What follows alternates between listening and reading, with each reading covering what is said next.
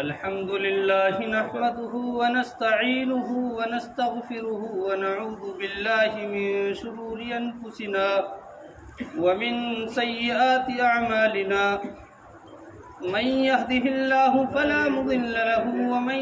يضلله فلا هادي له ونشهد أن لا إله إلا الله وحده لا شريك له ونشهد أن سيدنا وسندنا وحبيبنا وشفيعنا ومولانا محمدا عبده ورسوله أما بعد فقد قال الله تبارك وتعالى في كلامه المجيد أعوذ بالله من الشيطان الرجيم بسم الله الرحمن الرحيم إنا نحن نزلنا الذكر وإنا له لحافظون وقال تعالى في مقام آخر إنا أنزلناه في ليلة القدر وما أدراك ما ليلة القدر ليلة القدر خير من 1000 شهر تنزل الملائكة والروح فيها بإذن ربهم من كل أمر سلام هي حتى مطلع الفجر صدق الله العظيم وصدق رسوله النبي الكريم ونحن على ذلك لمن الشاهدين والشاكرين والحمد لله رب العالمين.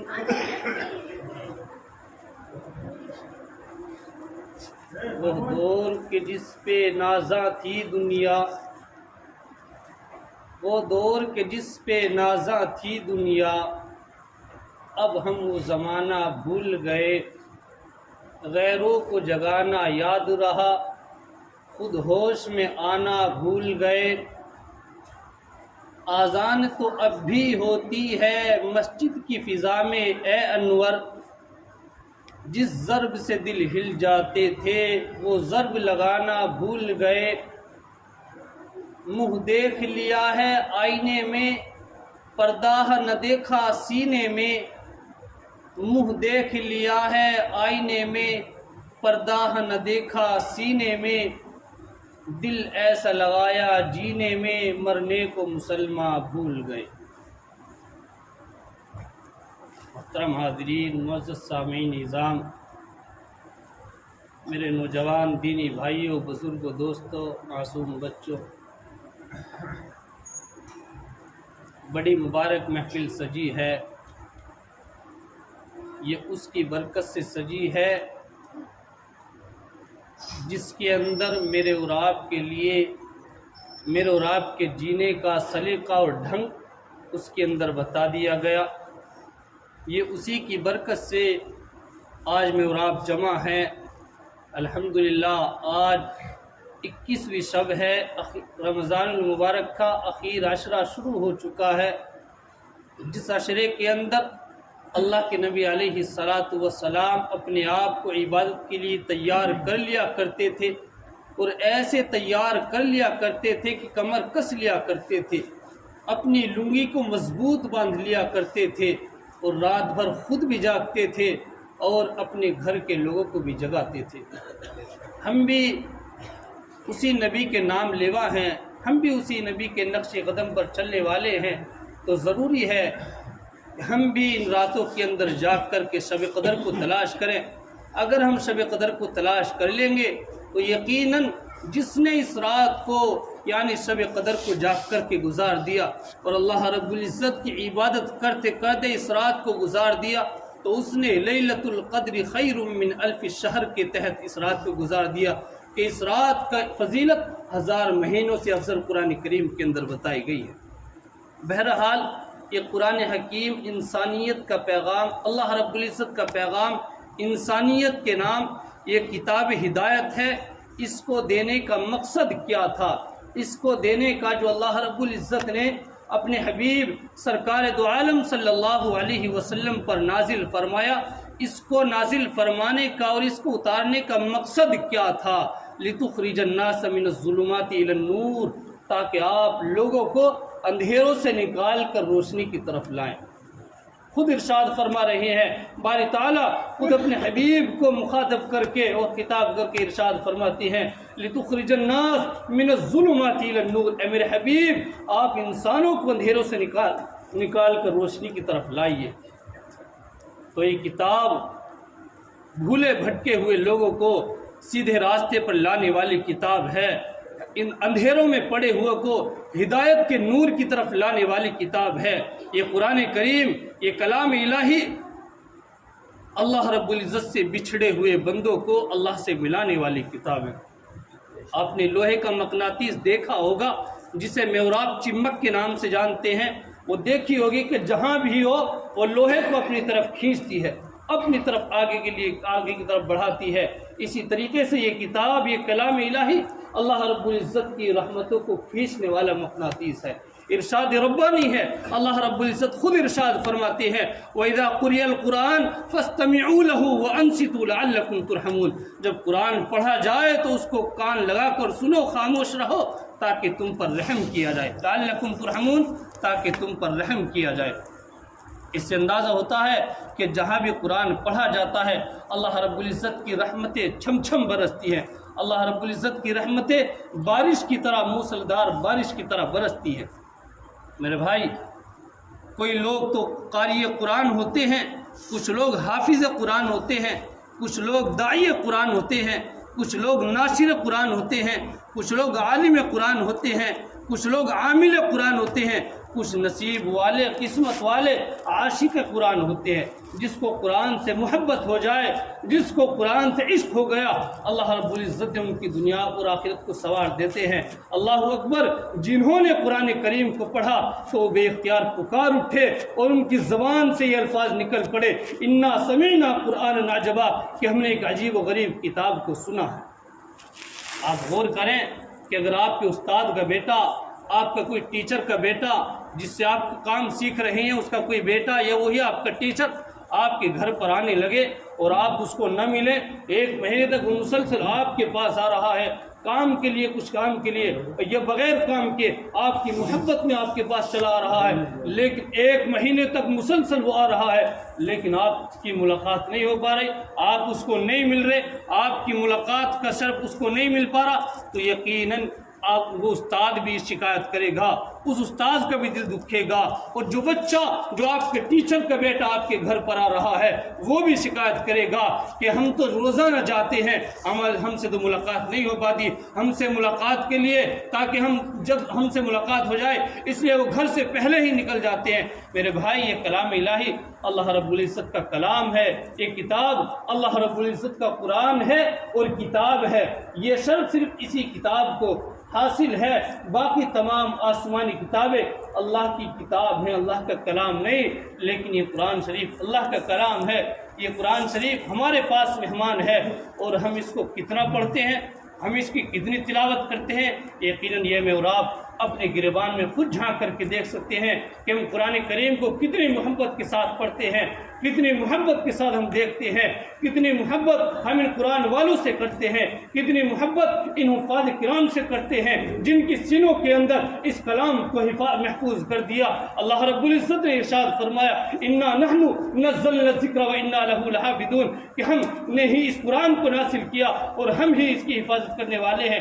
میرے بھائی، میرے نوجوانوں، یہ حفاظ کرام، یہ عالم دین ہی اسی قرآن کی حفاظت کا ذریعہ ہے۔ یقیناً ہم اس قرآن کی بے حرمتی کر رہے ہیں، ہم ان قرآن والوں کی بے حرمتی کر رہے ہیں۔ جب ہم ان علماء کی ناقدری کریں گے، ان حفاظ کرام کی ناشکری اور بے حرمتی کریں گے، تو یقیناً یہ اللہ کے دین کی اور اللہ نے جو قرآن اپنے حبیب پر نازل فرمایا ہے اس کی ہم ناقدری اور ناشکری کر رہے ہیں۔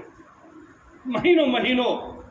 بلکہ میں تو کہتا ہوں کہ پورا سال گزر جاتا ہے۔ بعض لوگ تو ایسے ہوتے ہیں بیچارے جو دین سے محروم ہوتے ہیں، جو دین کی شمع سے محروم ہوتے ہیں، اور رمضان سے رمضان تک ان کو قرآن اٹھا کر دیکھنے کی توفیق نہیں ہوتی۔ قرآن کو ہم نے تعویذ گھنٹوں کی کتاب سمجھ لیا ہے، قرآن کو ہم نے برکت کی کتاب سمجھ لیا ہے، اپنے گھروں کے اندر سجا کر کے رکھتے ہیں۔ میرے بھائی، قرآن کریم سے ہمیں عشق نصیب ہو جائے، قرآن کریم کی محبت ہمیں نصیب ہو جائے، یہ بڑی قسمت کی بات ہے۔ اسی لیے حدیث پاک کے اندر آتا ہے جیسے کوئی گانے والی کوئی عورت گانا گاتی ہے اور لوگ بڑی توجہ سے اسے سنتے ہیں، تو جب قاری قرآن، جب کوئی اللہ کا نیک بندہ، جب کوئی اللہ کا نیک ولی قرآن کی تلاوت کرتا ہے، اللہ کے کلام کو پڑھتا ہے، تو اللہ رب العزت ان لوگوں سے بھی زیادہ توجہ سے سنتے ہیں۔ اللہ رب العزت کے فرشتے جو اللہ رب العزت کے محبوب اور معصوم فرشتے ہوتے ہیں، وہ بھی قاری قرآن کی تلاوت کو سنتے ہیں۔ میرے بھائی، فرشتوں کے اندر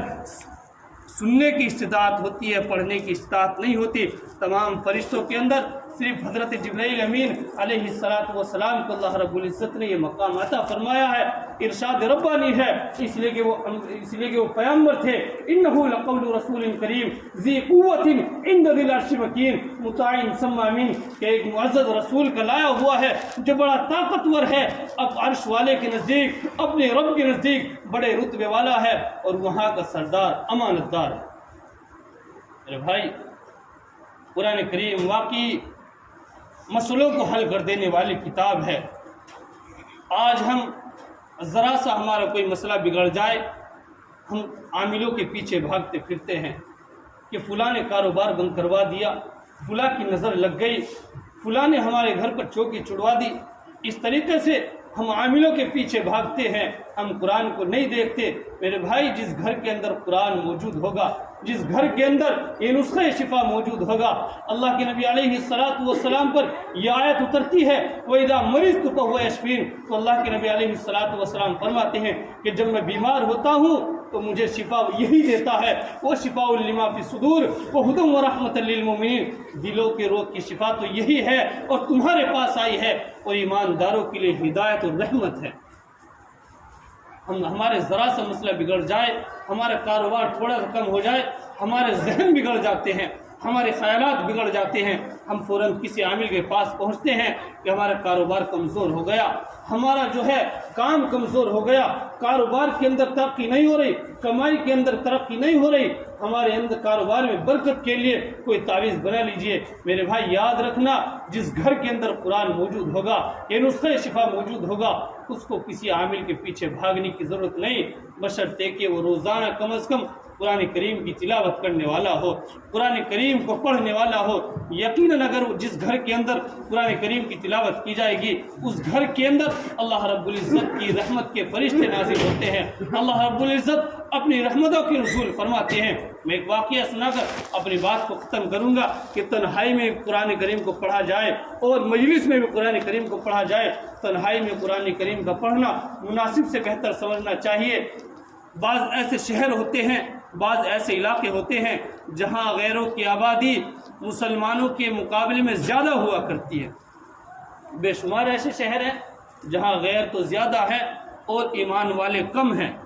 اسی میں آبادی میں ایک ہندو گھرانہ تھا، ایک غیر کا گھر تھا، اور وہ اپنے ارادوں میں اتنے مضبوط اور اتنے پکے تھے کہ اگر ان کے سامنے کوئی ہندو مسلمان بننے کی کوشش کرے تو اس کو قتل کر دیا کرتے تھے، اتنے وہ اپنے ارادے کے پکے تھے۔ ان کی ایک بچی تھی، چھوٹی بچی، معصوم بچی تھی، وہ جو اسکول میں پڑھتی تھی، اسکول میں پڑھا کرتی تھی۔ اسی گلی کے ایک اور بچی، وہ مسلم بچی تھی، وہ بھی اسی اسکول میں پڑھتی تھی۔ دونوں بچیوں کے اندر پیار و محبت کا گہوارہ پیدا ہو گیا، پیار و محبت کا تعلق پیدا ہو گیا۔ اور جب بچی اسکول سے گھر جاتی تو وہ غیر کی بچی، وہ ہندو بچی کلاس فیلو اپنی جو ہے دوست کی گھر اپنا ہوم ورک پوچھنے کے لیے جاتی اور وہاں بیٹھ کر کے کام کرتی اور پڑھتی۔ اس مسلمان بچی کی والدہ عالمہ بھی تھی جو اردو، اسلامیات، جغرافیات جانتی بھی تھی اور پڑھا بھی دیتی۔ میرے بھائی، وہ ہندو گھرانے والے اور وہ غیر کے گھرانے والے جانتے تھے کہ ہماری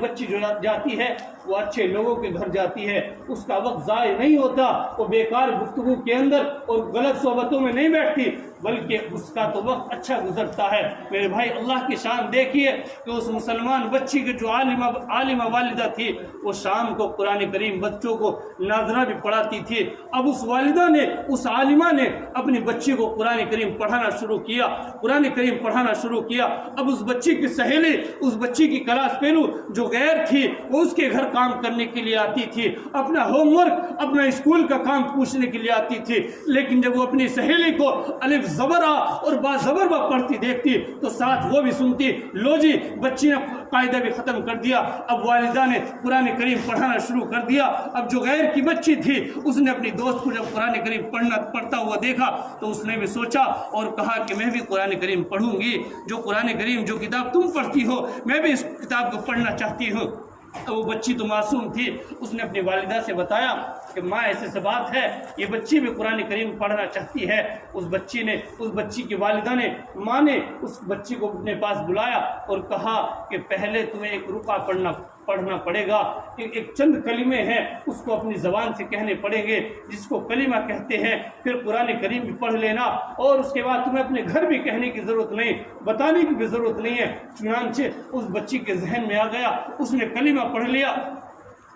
اب ادھر قرآن کریم پڑھنا شروع کیا۔ ادھر مسلمان بچی کا قرآن کریم مکمل ہو گیا، ادھر ہندو بچی کا قرآن کریم مکمل ہو گیا، دونوں بچیوں کا قرآن کریم مکمل ہو گیا۔ اب ادھر ہندو بچی کی عمر میں اضافہ ہو رہا ہے، شادی کی شادی کا وقت قریب ہو رہا ہے، عمر بڑھ رہی ہے، اس کے گھر آنا جانا کثرت سے تھا۔ اب اس بچی کی والدہ نے، عالمہ نے اس کو دین کے بارے میں بتانا چاہا، دین کے بارے میں بتانا شروع کیا، نماز روزوں کے مسائل بتائے، زندگی گزارنے کے ڈھنگ اور سلیقہ بتایا۔ میرے بھائی اب اس بچی کی عمر بڑھتی جا رہی ہے۔ اب جب وہ اپنی سہیلی کے گھر جاتی تو وہاں چھپ کر نماز بھی پڑھ لیتی، لیکن جب وہ اپنے گھر جاتی تو اپنے گھر والوں کے سامنے ہندو بن کر کے رہتی، نہ وہاں نماز پڑھ سکتی تھی، نہ وہاں قرآن کریم کی تلاوت کر سکتی تھی۔ اپنی بچی کے سہیلی کے گھر، اپنی سہیلی کے یہاں کر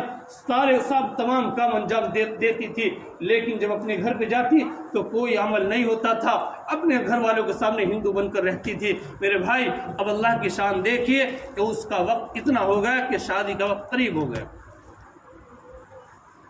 عمر اتنی بڑھ گئی۔ اب ایک دن وہ بچی اپنی سہیلی کی والدہ کے پاس روتی ہوئی آئی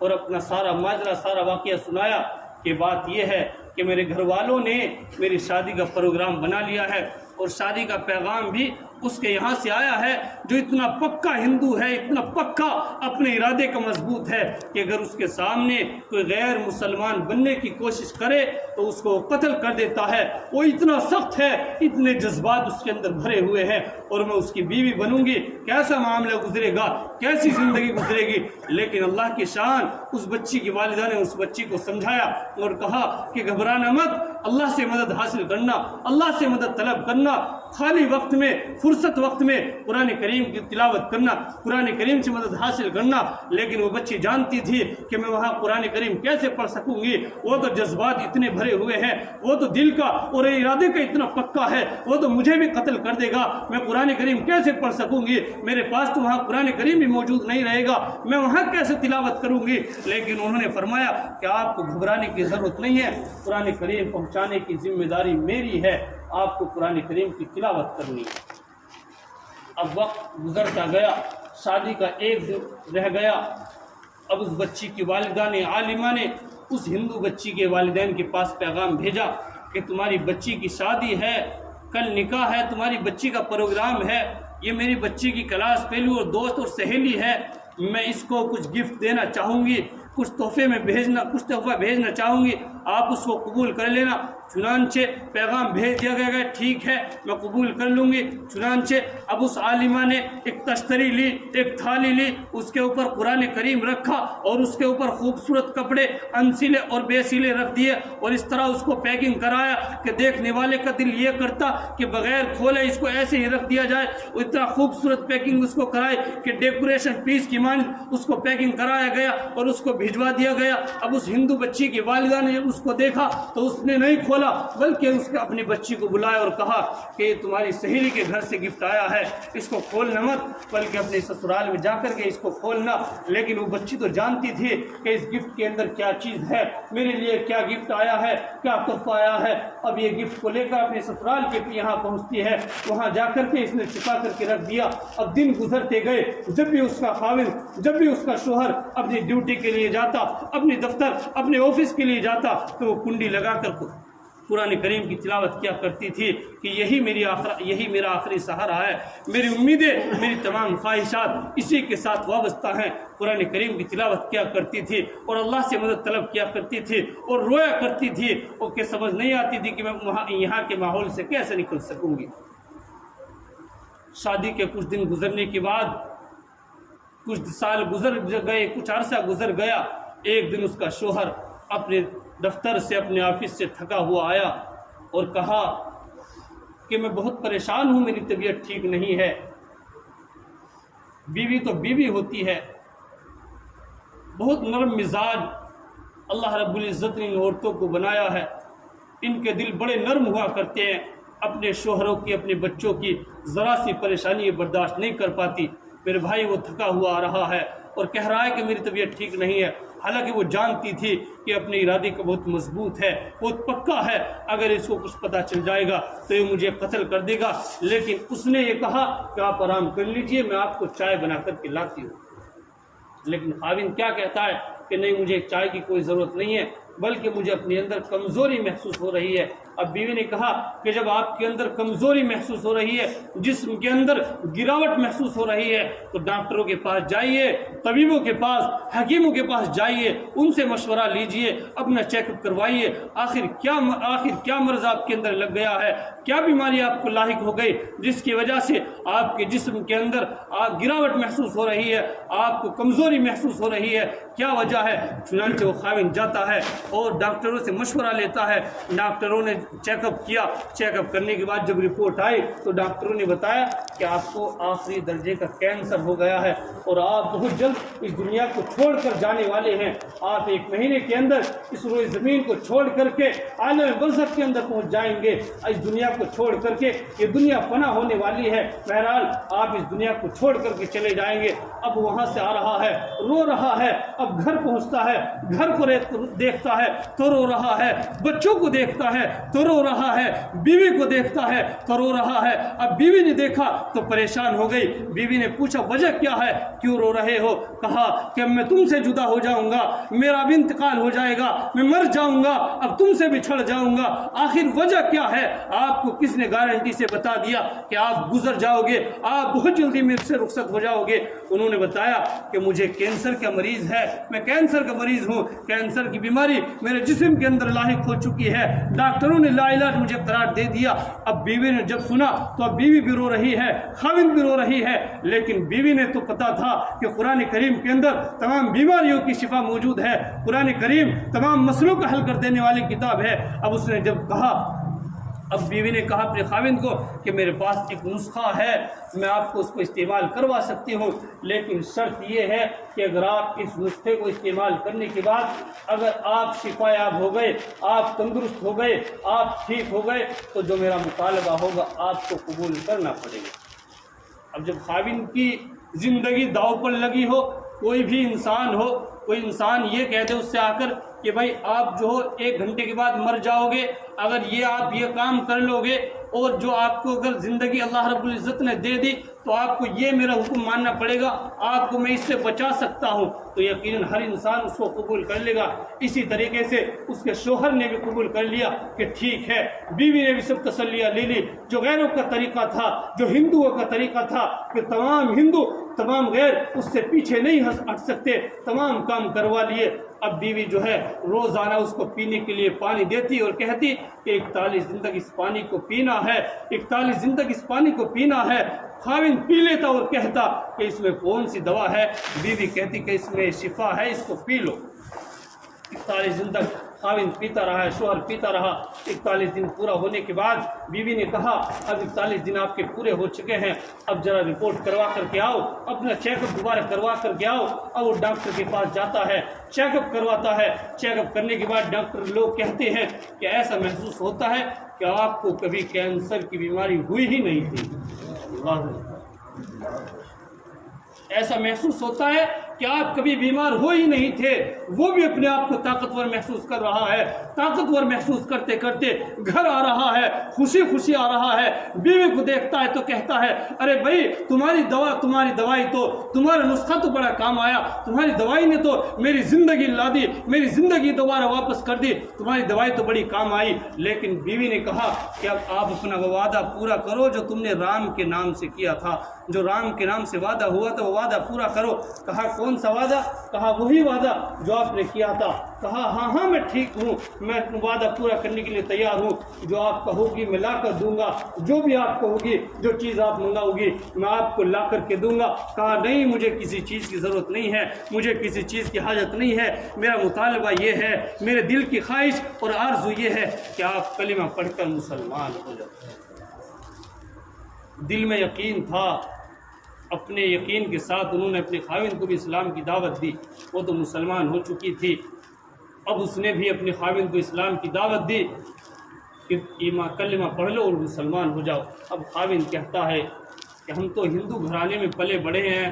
ہم ہندو گھرانے میں بڑے ہوئے ہیں، ہمارے باپ دادا ہندو ہیں، ہمارے باپ دادا ہندو گھرانے میں پلے بڑے ہیں، ہم بھی ہندو گھرانے میں پلے بڑے ہیں، ہم ہندو مذہب کے لوگ ہیں، ہم کلمہ کیسے پڑھ سکتے ہیں، ہم مسلمان کیسے ہو سکتے ہیں؟ جب بیوی نے کہا کہ آپ کو جو زندگی ملی ہے، آپ کو جو شفا ملی ہے یہ قرآن کریم کی برکت سے ملی ہے، جب خاوند نے یہ سنا تو وہ چونک گیا اور حیران ہو گیا، حیرت میں پڑ گیا۔ کہا وہ کیسے؟ اب بیوی نے ساری تفصیل بتائی کہ میں نے قرآن کریم کی تعلیم کیسے حاصل کی، اسلام کیسے قبول کیا، اور نماز کیسے چھپ چھپ کر پڑھتی تھی، قرآن کریم کو کیسے تلاوت کیا کرتی تھی چھپ چھپ کر۔ جب ساری تفصیل بتائی تو بیوی نے کہا کہ آپ کو اللہ رب العزت نے یہ زندگی دوبارہ عطا فرما دی، میری استانی جس نے مجھے اسلام قبول کرایا، جس نے مجھے قرآن کریم کی تعلیم دی، جس نے مجھے اسلام کے بارے میں سمجھایا، جس نے مجھے نماز روزوں کے مسائل بتائے، جس نے مجھے زندگی گزارنے کے سلیقہ اور ڈھنگ بتایا، میری استانی نے بتایا تھا کہ سورہ علم نشرح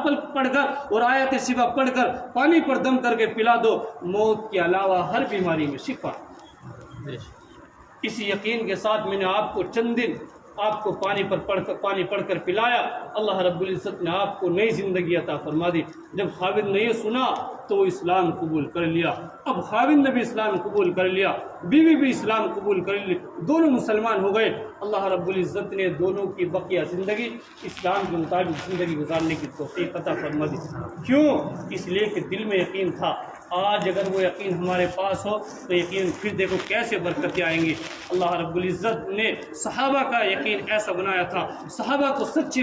قرآن کے ساتھ سچی محبت تھی، اس لیے وہ خشکی اور طری پر غالب آ گئے تھے۔ میرے بھائی ہم قرآن کریم کے ساتھ محبت کریں، قرآن کریم والوں کے ساتھ سچی محبت کریں۔ روایت کے اندر آتا ہے اللہ کے نبی علیہ الصلوۃ والسلام ارشاد فرماتے ہیں من عادی لی ولیا فقد آذنتہ بالحرب، جس نے کسی ولی سے دشمنی رکھی، جو کسی میرے ولی سے دشمنی رکھتا ہے اس کو میری طرف سے اعلان جنگ ہے۔ ایک مرتبہ حضرت عمر فاروق رضی اللہ تعالیٰ مسجد نبوی میں تشریف لاتے ہیں، حضرت معاذ رضی اللہ تعالیٰ اللہ کے نبی علیہ الصلوۃ والسلام کے قبر مبارک کے قریب بیٹھے رو رہے ہیں۔ حضرت عمر رضی اللہ تعالیٰ تشریف لاتے ہیں، پوچھتے ہیں اے معاذ کیوں رو رہے ہو؟ فرمایا اے عمر میں نے اس پاک قبر والے سے، میں نے اللہ کے نبی علیہ السلام سے ایک بات سنی تھی،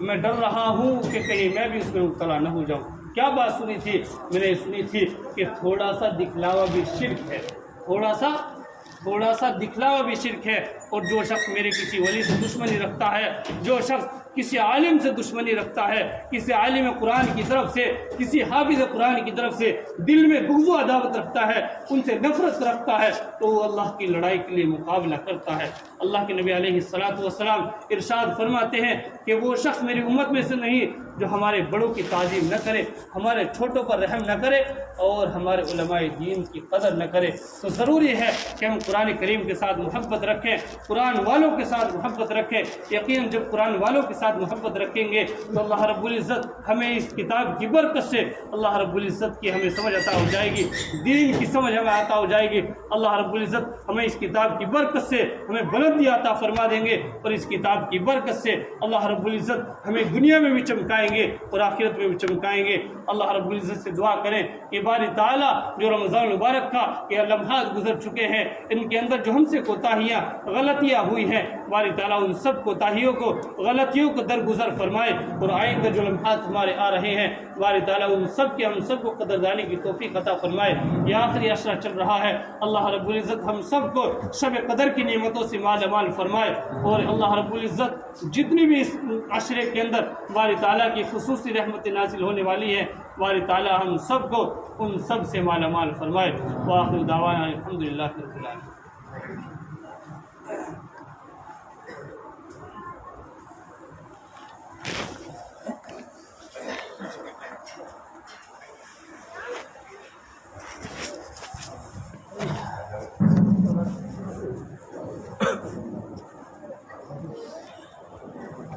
بھائی الحمدللہ آپ کے یہاں قرآن کریم پورا ہوا ہے، اسی کی مناسبت سے مجلس سجی ہے، جو آپ لوگوں نے اکٹھا کیا امام صاحب کے لیے ہدیہ، وہ تو الحمدللہ سبحان اللہ جو ہوا اللہ کا شکر ہے۔ اس کے بعد بھی آپ سب حضرات کی ذمہ داری ہے کہ اپنے امام صاحب کا دھیان رکھیں،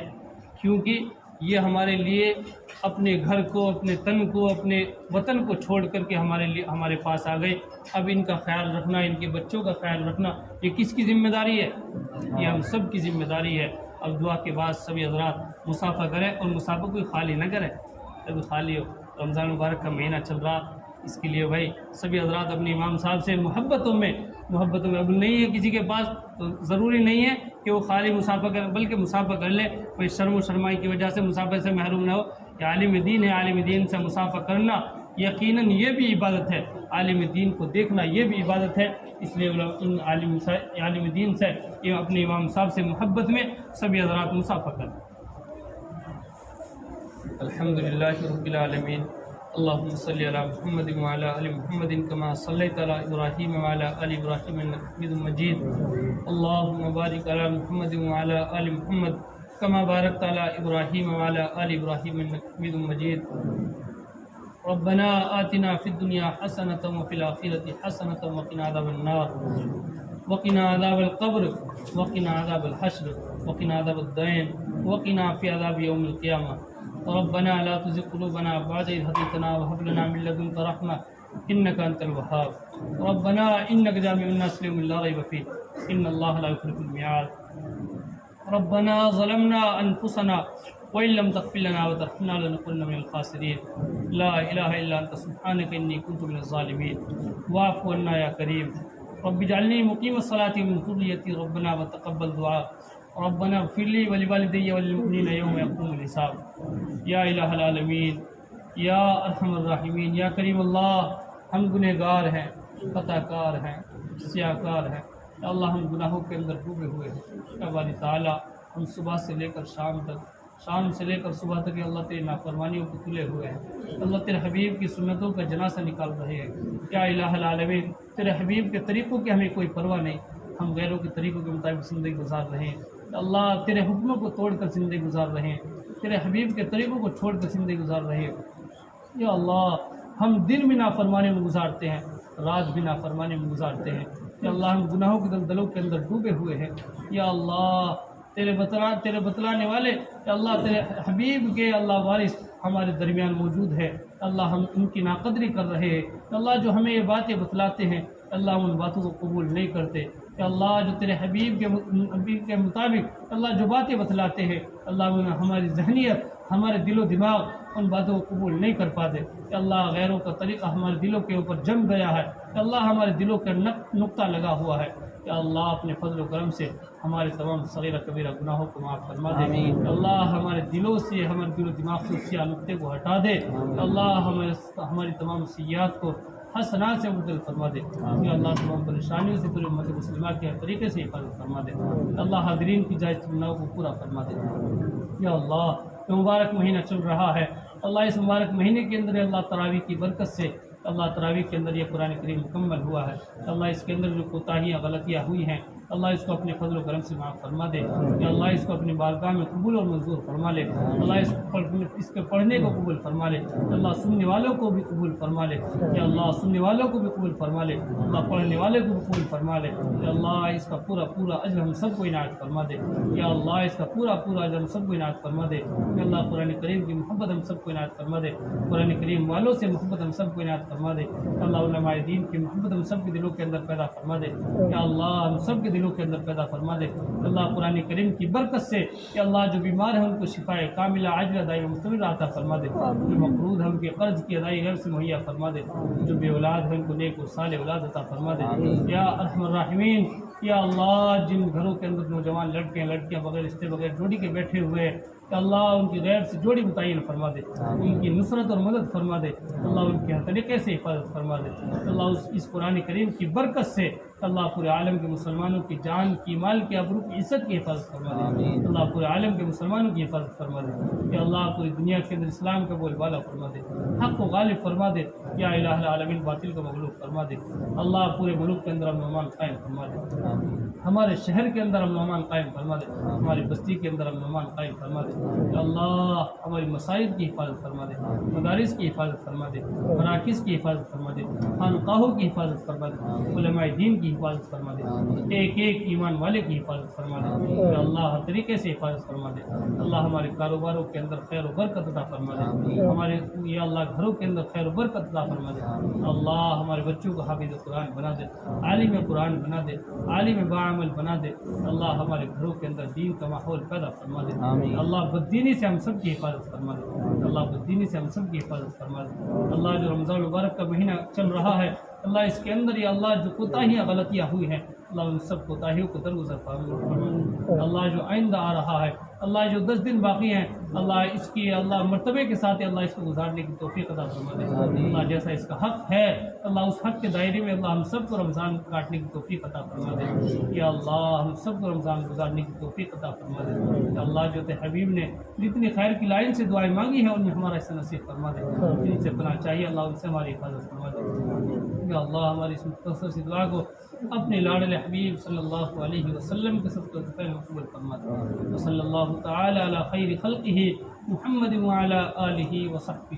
اجمعین برحمتک یا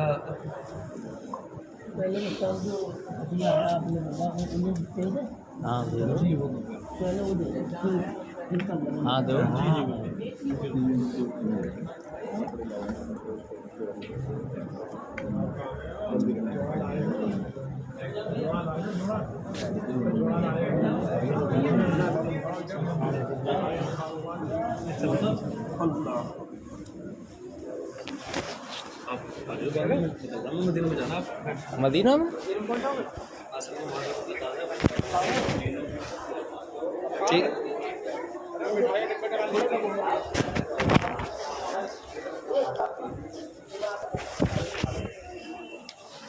ہلو